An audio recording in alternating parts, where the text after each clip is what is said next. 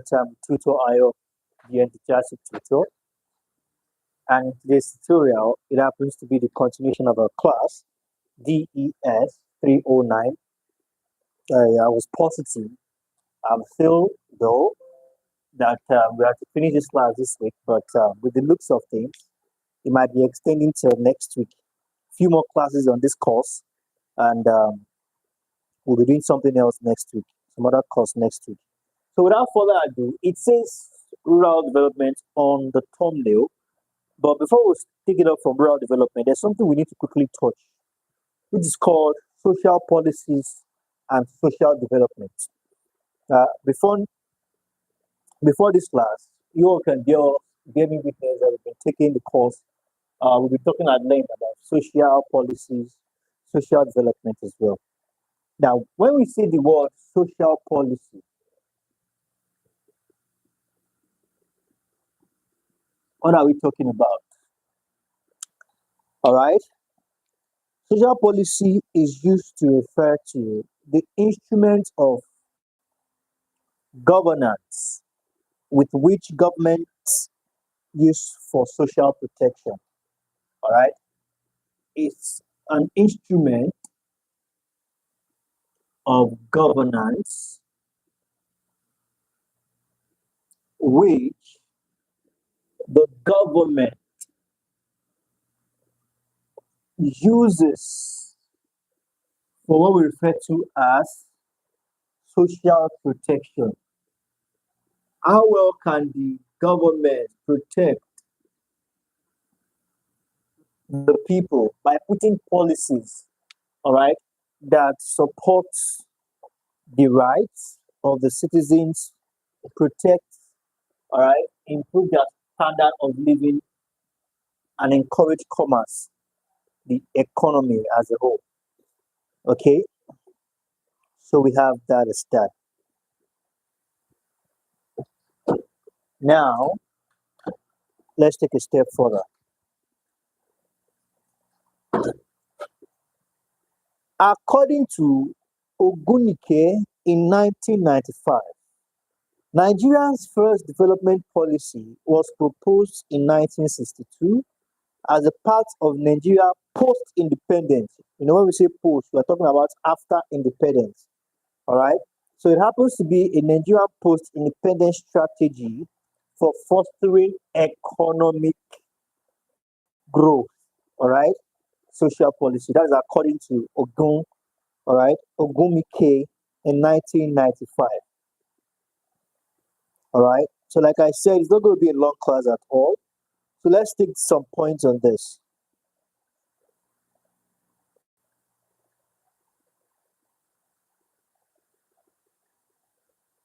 Okay. So some of the challenges of social policy, all right. Some of the challenges to mention but a few are the all right, the politicization of public policies. When you begin to politicize public policies, when you begin to politicize public policies, you begin to make unnecessary compromise, jeopardize people's rights. All right, bribing and corruption is another challenge. So we have that as that. So let's go straight ahead to rural development. Now, I'm not mistaken, all right, in the course of this course, we've talked about this term, rural, before now. I'm referring to it as a community or a society or a geographical territory where we have less or lesser people living there, all right, and we see people migrating every now and then away from the environment because certain necessities, all right, the people look forward to are not available. Certain things like good job, access to, all right, financial credit facilities, all right, talking about health facilities, talking about good road, good work, and everything. They are not available. So because of this, people keep leaving. All right, we refer to this as an area that is not developed. All right, Now, it says here the term rural development generally refers to the process and approaches of intervention, all right, rural development. So now that we're not talking about, we know what rural area is. So we're talking about the development now. According to what we have, it says it is the, generally speaking now, it is the process, all right? The process, this process is also an approach, all right? The process and approaches to intervening, all right? Process and approach of intervention, okay, by the state in the economic, by the state, all right, in the economy, in the economics of rural areas.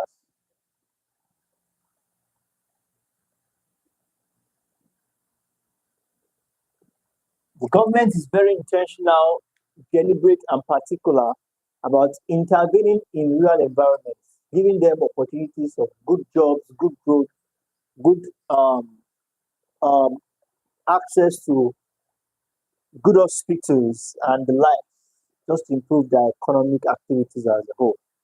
Now, the word rural relates parts of a country that have a relatively low population density, all right, low population density compared to cities, all right, where agriculture and related activities usually dominate landscape. So areas like this, most of their work is farming. They are just farming, farming, farming. Foods are cheap because they don't even have the capacity, enough capacity to even move them to like farming in the village in large scale. When we even say large scale, they cannot even farm large scale because they don't have the machineries to farm in large scale. And when they farm in large scale, they have to sell cheap because they don't have a facility to transport it, take it to a neighboring state or even to a faraway state that you can sell and make better profits. In rural areas, basic infrastructure such as transport and communications are absent, and the people residing in such areas depend more on local machineries for food production, healthcare, and so on and so forth. And that's how you see people keep migrating, leaving the area to the city where they believe to have better chances of becoming successful. Okay, so we have that as that. So now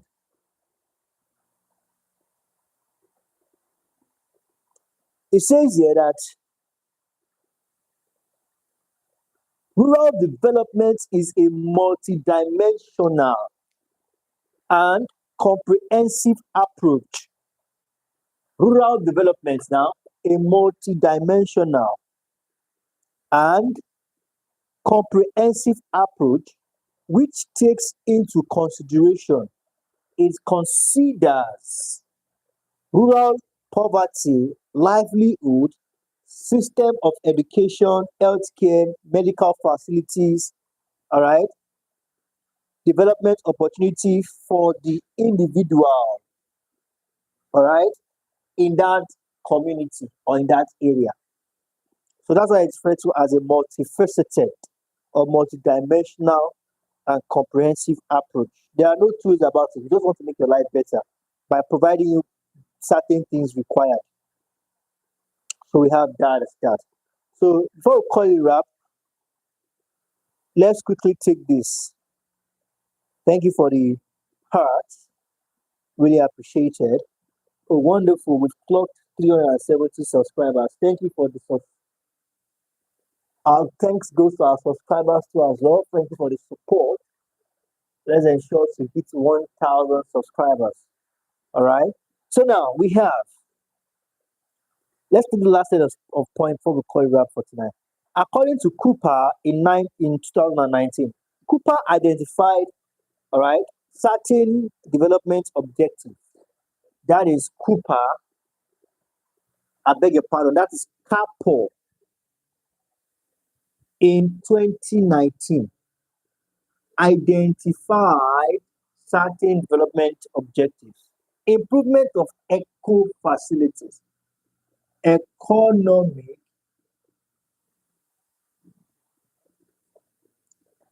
facilities, improvement of economic facilities, I beg your pardon, capabilities, okay, capabilities. Also, improvement of human capabilities, all right, so we have human, enable humans, don't just give them gifts and food, give them work that will sustain them, that will keep putting food on their table and putting money in their pockets. Protective, that's security, provide security, protective capability. All right, and lastly, let's take this education.